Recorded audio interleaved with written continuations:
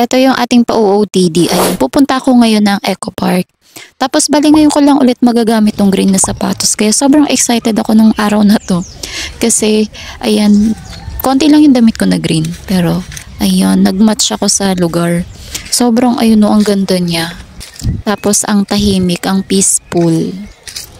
'Di ba? Mag-isa lang ako dyan. Yan. Tapos, meron pa siyang, ayan, pa stage. Tapos, eto yan. Ang ating pa-OOTD. Green na green si ate. Tapos, eto pala yung araw na first time akong affiliate sa labas. Sobrang kinakabahan ako tsaka nakakahiya.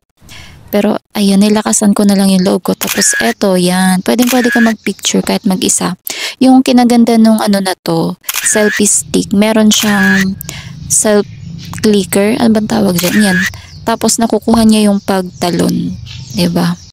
O, ito yung itsura. Pag mag-isa, walang problema. Diba? Aurang-araw si Atikat, napakainit. Pero nung araw na to, sa sobrang stress ko kasi nga first time mag-outdoor affiliate.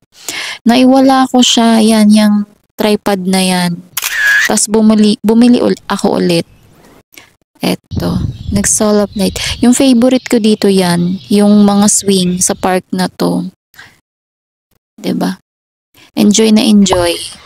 Ako walang problema mag-isa. Ang namomblema ako kapag yung na-realize ko na weird daw pag mag-isa. Okay. Pero yun, normal lang naman yun sa akin. Pero it turned out na hindi daw siya normal. Ayan, nasa early 30s pero feeling 20s. Char. Ayan lang naman yung ginawa ko ng araw na yun. Tapos, ayan, sobrang init, walang hangin that day. Thank you sa nanood.